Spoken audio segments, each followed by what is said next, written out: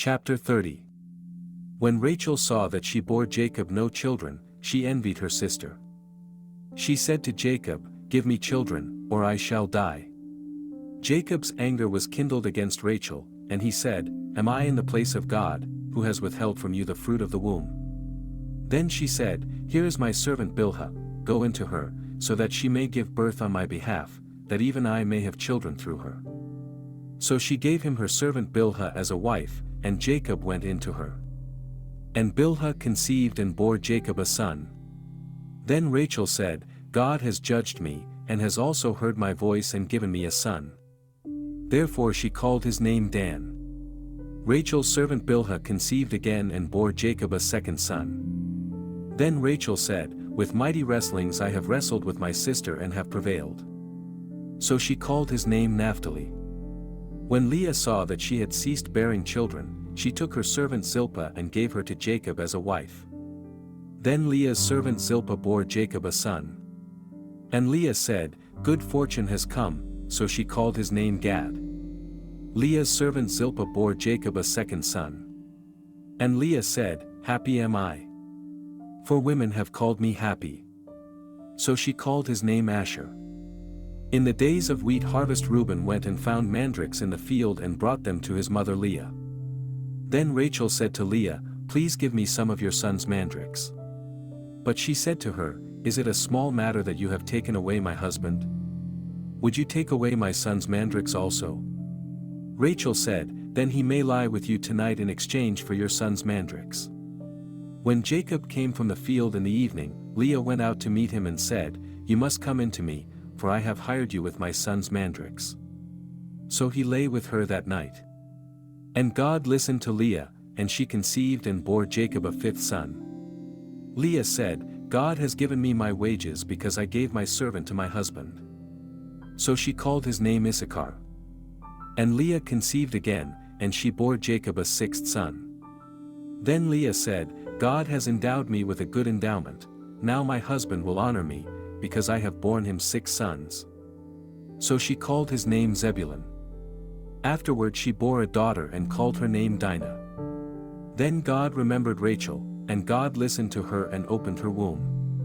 She conceived and bore a son and said, "God has taken away my reproach." And she called his name Joseph, saying, "May the Lord add to me another son." As soon as Rachel had borne Joseph, Jacob said to Laban, "Send me away, that I may go to my own home and country. Give me my wives and my children for whom I have served you, that I may go, for you know the service that I have given you."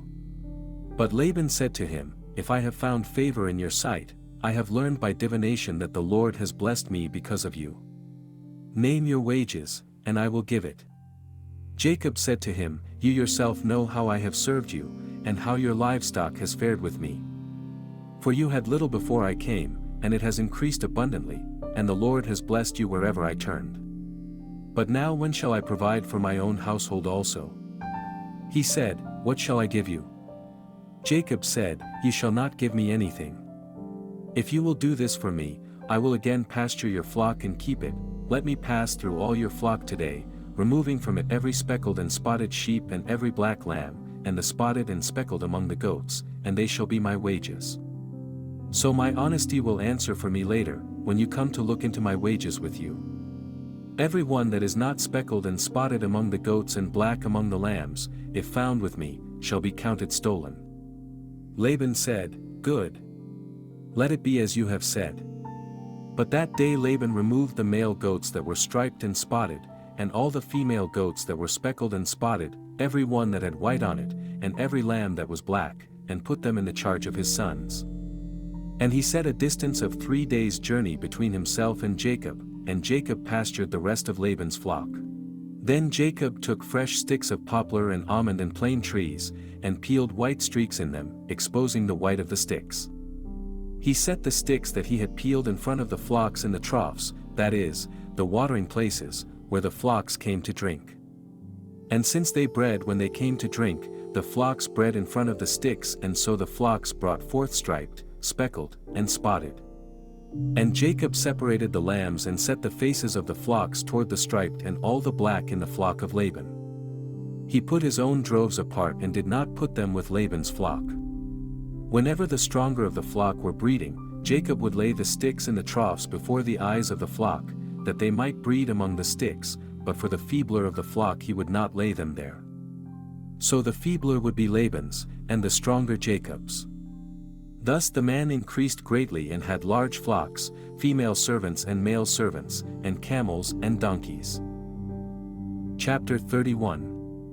Now Jacob heard that the sons of Laban were saying, Jacob has taken all that was our father's, and from what was our father's he has gained all this wealth.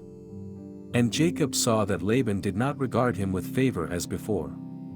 Then the Lord said to Jacob, Return to the land of your fathers and to your kindred, and I will be with you. So Jacob sent and called Rachel and Leah into the field where his flock was and said to them, I see that your father does not regard me with favor as he did before. But the God of my father has been with me. You know that I have served your father with all my strength, yet your father has cheated me and changed my wages 10 times. But God did not permit him to harm me. If he said, The spotted shall be your wages, then all the flock bore spotted, and if he said, The striped shall be your wages, then all the flock bore striped. Thus God has taken away the livestock of your father and given them to me. In the breeding season of the flock I lifted up my eyes and saw in a dream that the goats that mated with the flock were striped, spotted, and mottled. Then the angel of God said to me in the dream, Jacob, and I said, Here I am. And he said, Lift up your eyes and see, all the goats that mate with the flock are striped, spotted, and mottled, for I have seen all that Laban is doing to you. I am the God of Bethel, where you anointed a pillar and made a vow to me. Now arise, go out from this land and return to the land of your kindred. Then Rachel and Leah answered and said to him, Is there any portion or inheritance left to us in our father's house? Are we not regarded by him as foreigners? For he has sold us, and he has indeed devoured our money. All the wealth that God has taken away from our father belongs to us and to our children. Now then, whatever God has said to you, do. So Jacob arose and set his sons and his wives on camels. He drove away all his livestock, all his property that he had gained, the livestock in his possession that he had acquired in Paddan Aram, to go to the land of Canaan to his father Isaac. Laban had gone to shear his sheep, and Rachel stole her father's household gods. And Jacob tricked Laban the Aramean, by not telling him that he intended to flee. He fled with all that he had and arose and crossed the Euphrates, and set his face toward the hill country of Gilead. When it was told Laban on the 3rd day that Jacob had fled, he took his kinsman with him and pursued him for 7 days and followed close after him into the hill country of Gilead.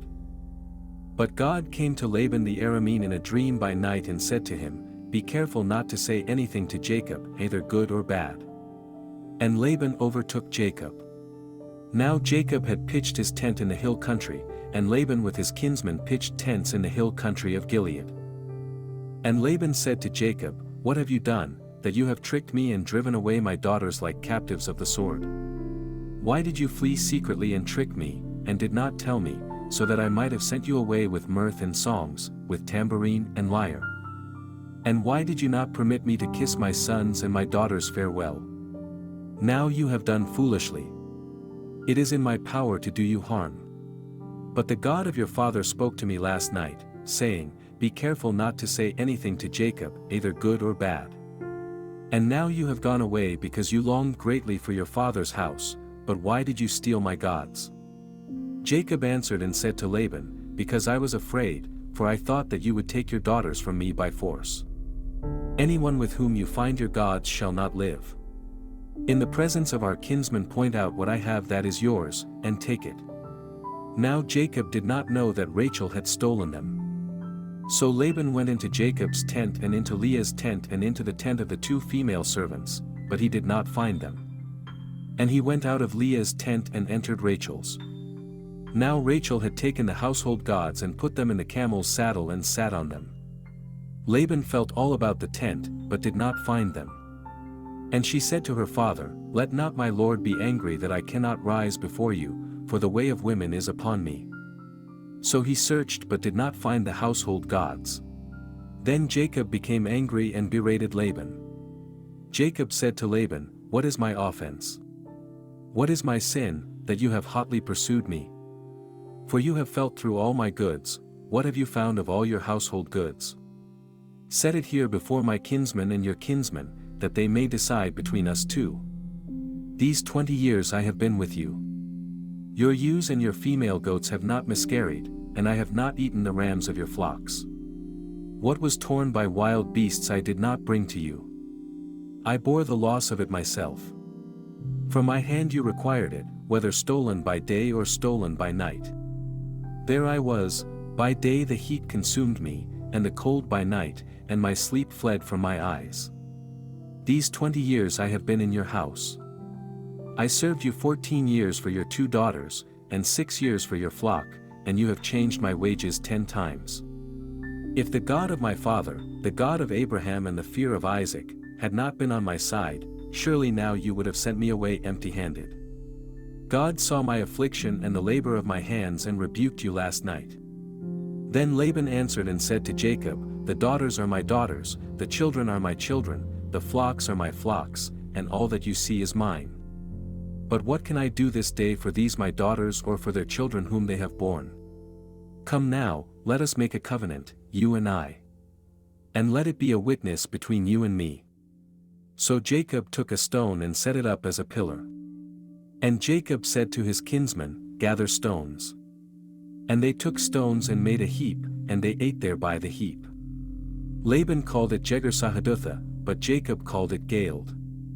Laban said, this heap is a witness between you and me today.